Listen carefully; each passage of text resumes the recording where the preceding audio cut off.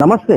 ప్రస్తుతం మనం మహబూబ్ నగర్ జిల్లా కేంద్రంలో ఉన్నాం. జిల్లా కేంద్రంలో ఏదైతే మొదటి దఫా స్థానికలు రేపు 11వ తేదీన రేపు ఉదయం 7 గంటల నుంచి మధ్యాహ్నం 1 గంట వరకు కూడా పోలింగ్ ప్రక్రియ జరగబోతుంది. వార్డు మెంబర్లు అదేవిధంగా సర్పంచులు మన కెమెరా పర్సన్ చూపించలేదు.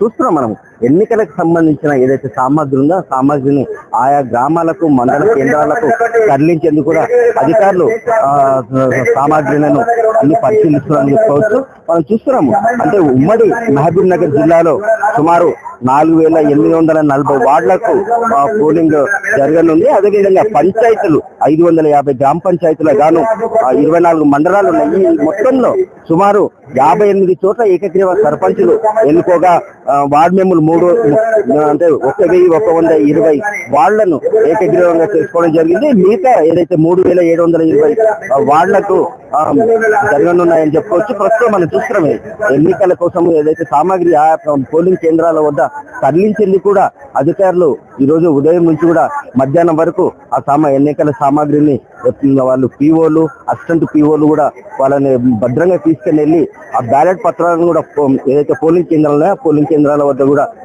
బందోబస్తు నిర్వహించే అవకాశం ఉంది. ప్రతి పోలింగ్ కేంద్రం వద్ద అంటే 2 కానిస్టేబుల్లను భద్రతగా ఏర్పాటు చేయడం అయింది. రేపు ఉదయం 11వ తేదీన 7 గంటల నుంచి మధ్యాహ్నం 1 గంట వరకు కూడా పోలింగ్ జరిగే అవకాశం ఉంది. 2 గంటల నుంచి అదేవిధంగా సాయంకాలం వరకు కూడా కౌంటింగ్ అంటే రేపే పోలింగ్ రేపు మధ్యాహ్నం నుంచి కూడా కౌంటింగ్ ప్రక్రియ కొనసాగుతుంది. ప్రతి 200 ఓటర్లకు గాను ఒక పోలింగ్ కేంద్రాన్ని ఏర్పాటు చేయనున్నారు. ఈ పోలింగ్ కేంద్రంలో ప్రిసైడింగ్ ఆఫీసర్ అసిస్టెంట్ ప్రిసైడింగ్ ఆఫీసర్లు కూడా అంటే ఉంటారు. ఒకవేళ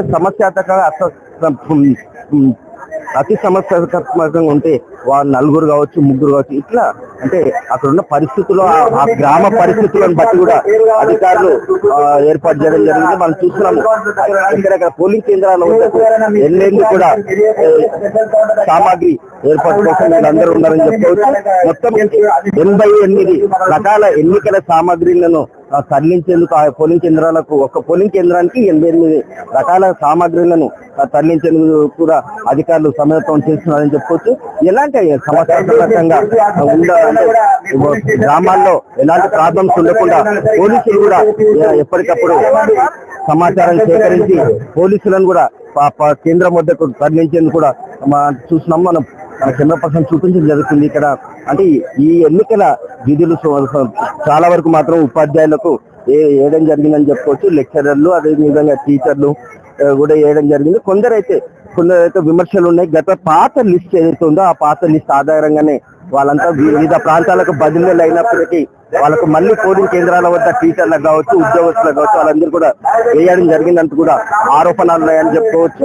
ఏదేమన్నప్పటికీ 11వ తేదీ మొదటి దఫా ఏదైతే ఎన్నికలు జరిగినారో ఆ ఎన్నికలు ప్రశాంతంగా జరిగేందుకు కూడా జిల్లా కలెక్టర్లు అదేవిధంగా జిల్లా ఎస్పీలు పోలీసు వ్యవస్థ రెవెన్యూ అధికారులు అందరూ కూడా ఎప్పటికప్పుడు తమ సమాచారాన్ని సేకరించి అదేవిధంగా ఎన్నికల కమిషన్ కి ఇచ్చేందుకు కూడా సిద్ధమవుతారని చెప్పుకోవచ్చు.